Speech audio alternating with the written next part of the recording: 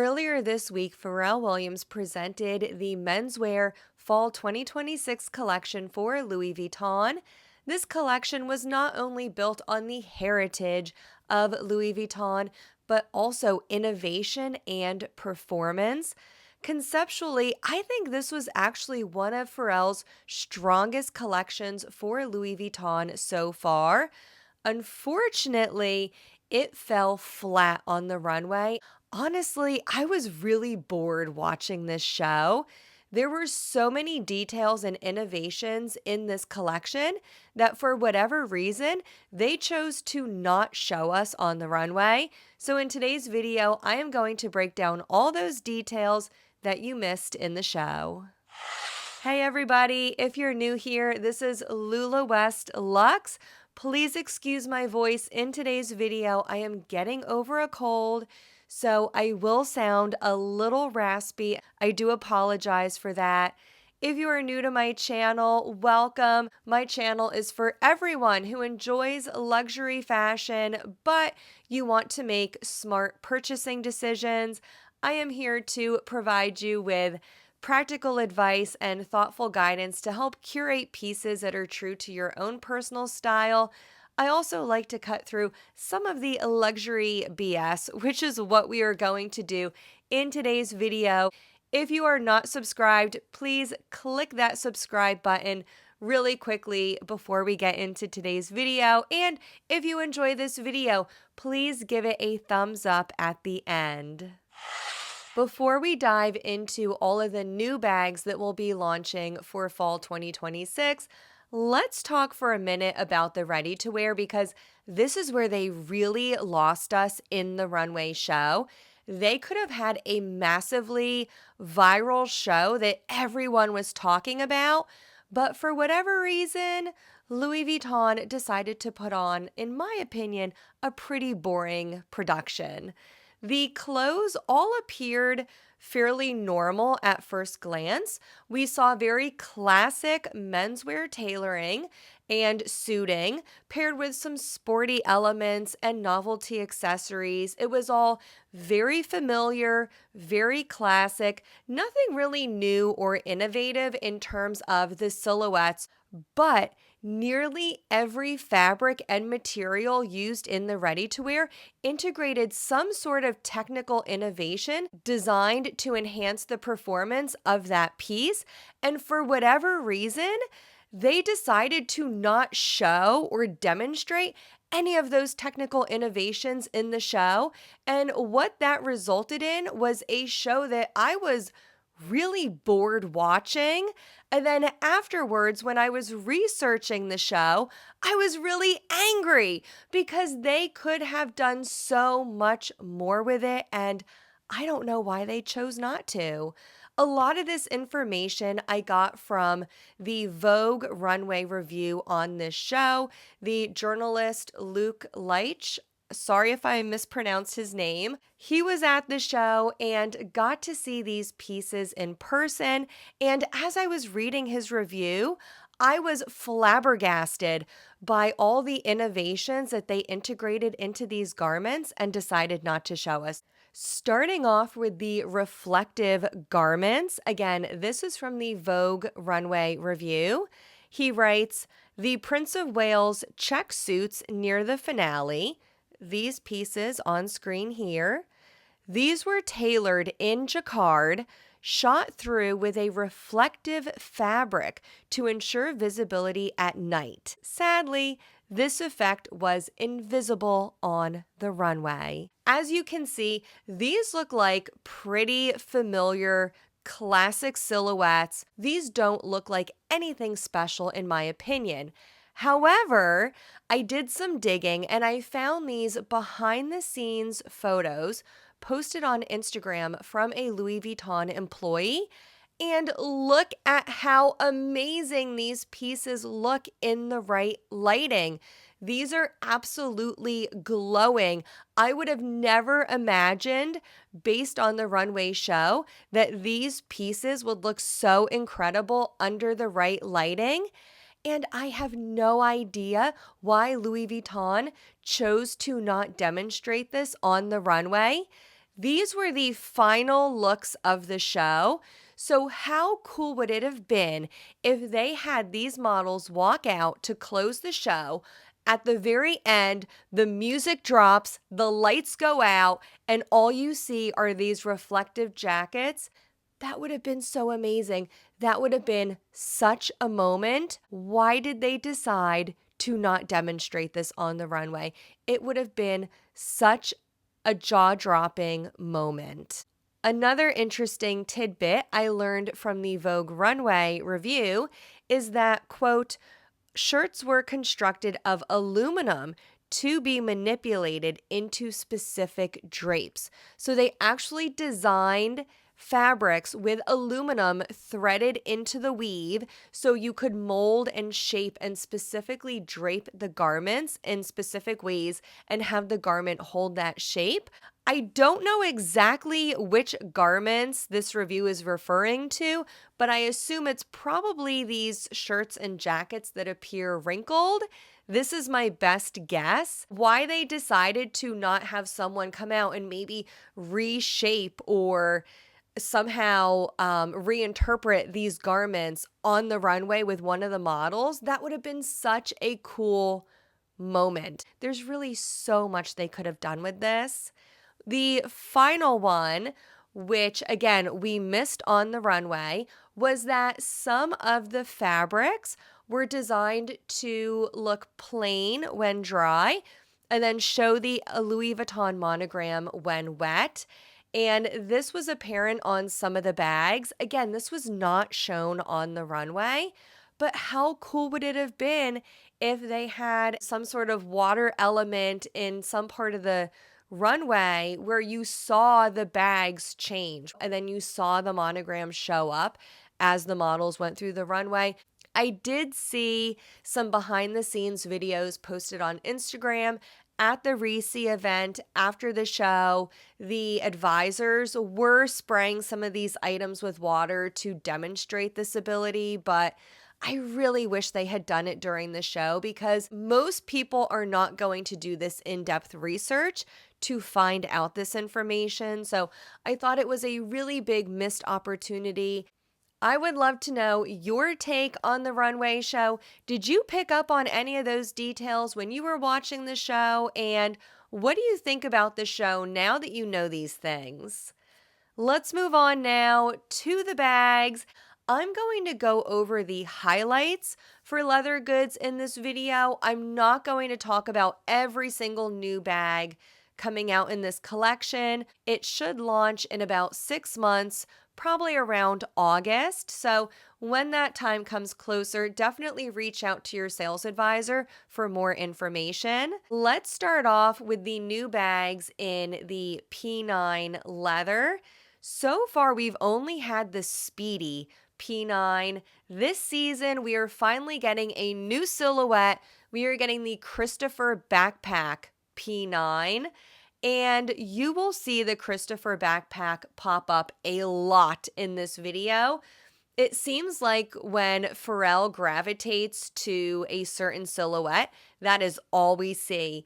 Pharrell started out gravitating to the Speedy, and we got 1,000,001 Speedies. This season, he really latched on to the Christopher backpack, and I have a feeling we will be seeing a lot of the Christopher backpack in the year to come. The Christopher Backpack P9 will launch in the original colors that the Speedy P9 launched in.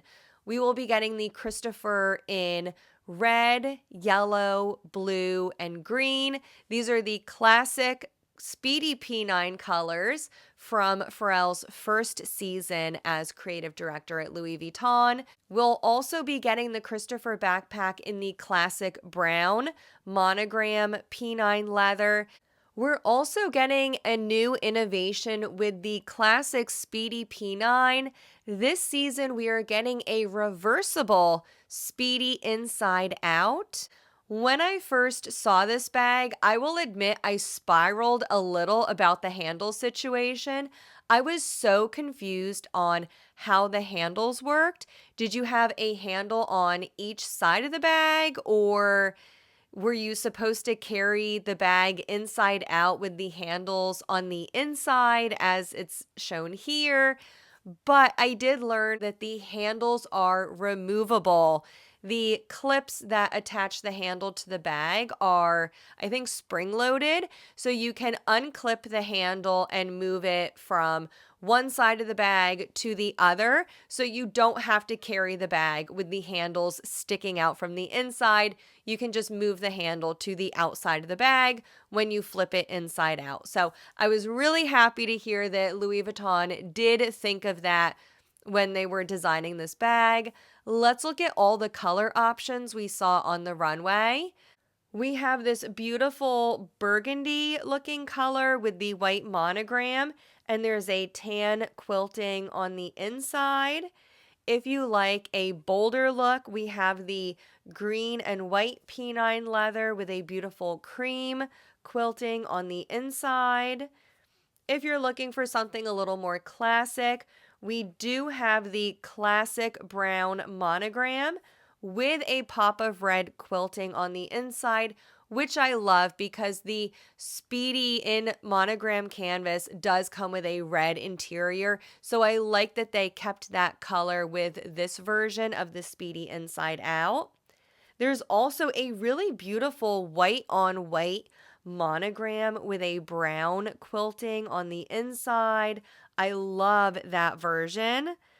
We are getting some more Speedy P9s that are not reversible. The new colors we saw for this season are silver, as I mentioned earlier. We have the beautiful burgundy and red Speedy P9. This is my favorite new color for this season. I think this is beautiful, absolutely beautiful.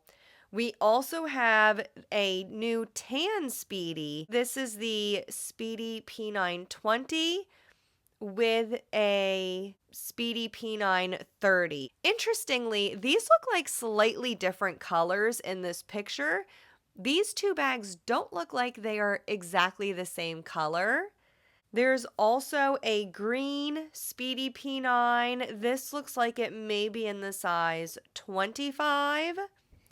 The color Mist Cloud that we saw earlier as part of the Reversible Speedy collection will also be available in regular Speedy P9s in the size 25 and 40. This collection will also include a series of glow-in-the-dark pieces, and they're referring to these as fireflies. So the firefly capsule will include bags and trunks, as you see here, as well as belts and other accessories. In terms of the Speedy P9s, there will be a Fireflies white version in the size 30. This is priced at $11,300 US. There will also be a Speedy P9 black Fireflies, and this will be priced at $10,700 US. So you can see this looks like a normal Speedy P9 in daylight, but in the dark, this bag will glow. I would love to know what you think of the Fireflies capsule. Another huge theme we saw with leather goods in this show was nylon fabric bags. These are all in the classic brown monogram, but they are in a uncoated fabric as opposed to the coated canvas. Some of the styles I saw in this new material include an oversized nil, and this is pictured with an oversized messenger. I apologize, the style name of this bag is escaping me at the moment. We also saw an Alma Travel in this new fabric, as well as the Christopher backpack. I told you we were seeing a lot of the Christopher this season.